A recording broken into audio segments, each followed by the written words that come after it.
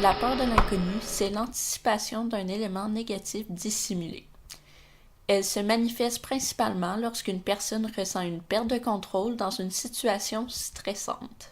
À l'aide de l'expertise de Marie-Pierre Hardy, nous en avons appris davantage sur la psychologie de la peur de l'inconnu. Donc, premièrement, il faut savoir de quel âge d'enfant que tu parles, parce qu'un enfant en bas âge n'aura pas peur de quoi que ce soit, parce qu'il n'a pas encore conscience de sa différence entre lui et le monde. C'est seulement quand qu'il va se détacher un peu de sa mère et tout, puis prendre conscience qu'il est un être à part entière, il va pouvoir commencer à avoir des peurs face à l'inconnu. Ces peurs-là, face à l'inconnu, comme je te dis, ils sont très instinctives, ancrées en nous, mais peuvent aussi être apprises de ce qu'on va apprendre à l'enfant. Par exemple, fais pas ça, c'est dangereux. Ou il va apprendre par lui-même, par exemple, s'il se brûle, ça va s'ancrer dans sa mémoire, puis il va plus se rapprocher du rond-poil après, par exemple. Plus à l'âge adulte, on va parler d'anxiété. C'est une coche en haut de la peur, si on veut, puis ça va avec l'appréhension de quelque chose.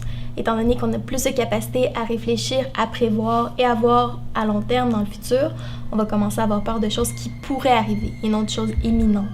L'adulte va plus anticiper des peurs plutôt que des choses immédiates comme l'enfant.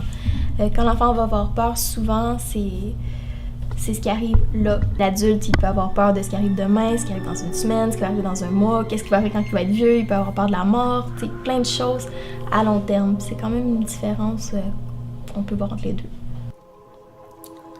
À partir des nouvelles connaissances sur la provenance de la peur de l'inconnu, certains cinéastes arrivent à transmettre ces mêmes émotions de frayeur chez le spectateur, soit par l'utilisation de certaines techniques. Les cinéastes vont utiliser plusieurs procédés, en fait, pour faire en sorte que le spectateur soit comme inquiété par l'inconnu ou l'invisible. Peut-être la première technique souvent utilisée, peut-être la plus classique, ce serait l'utilisation du hors-champ, en fait. Donc, de laisser hors cadre des éléments, soit que le spectateur uniquement ne voit pas, ou que le personnage encore ne peut pas voir, ne peut pas percevoir. Donc, se servir de la suggestion de ce qui est à l'extérieur de l'image. C'est aussi la musique, par exemple. Ça, on peut y aller dans des procédés assez clichés. On le sait, quand on écoute des films, parfois, on sait quand il faut avoir peur parce que la musique devient inquiétante, elle devient sinistre, elle devient vraiment appuyée. Mais il y a des cinéastes qui vont être un petit peu plus subtils aussi, qui vont utiliser des musiques différentes ou encore se servir beaucoup du silence. En fait, on peut penser aussi au montage. Il y a certainement ce qu'on montre à l'écran, mais comment on choisit de le montrer, dans quelle séquence, dans quel ordre et sous quel angle. Il y a, entre autres, des films qui vont se servir de cadrage très, très, très variés, puis les monter de manière très serrée pour que on voit des choses, on voit des actions qui se passent, mais le rythme est tellement rapide qu'on a de la difficulté à identifier les actions qui se produisent, par exemple une attaque, un combat ou une poursuite. Dans les choix que les cinéastes ont quand ils décident de tourner un film, on pourrait dire de genre, là, même si c'est un petit peu réducteur, film d'horreur ou film fantastique, film d'épouvante, ils peuvent choisir de montrer les choses ou ils peuvent choisir de les suggérer. C'est des choix qui peuvent être faits, ça, certainement. On peut penser à des contraintes budgétaires. Plus on a d'effets spéciaux à mettre dans un film, plus les coûts sont augmentés. Ça dépend un petit peu du choix du cinéaste aussi, sur quoi il a envie de miser. Donc, s'il a envie de faire un film plus d'ambiance ou plus d'atmosphère, plus psychologique, généralement, il va jouer plus sur la suggestion. Si on va dans des domaines où là, le plaisir, c'est plus d'aller vraiment dans l'exagération, on veut pousser l'apparence de la créature, on veut pousser les effets, on s'en va vers autre chose. Avec toutes les nouvelles notions apprises, nous avons tenté de créer par nous-mêmes notre propre film d'horreur.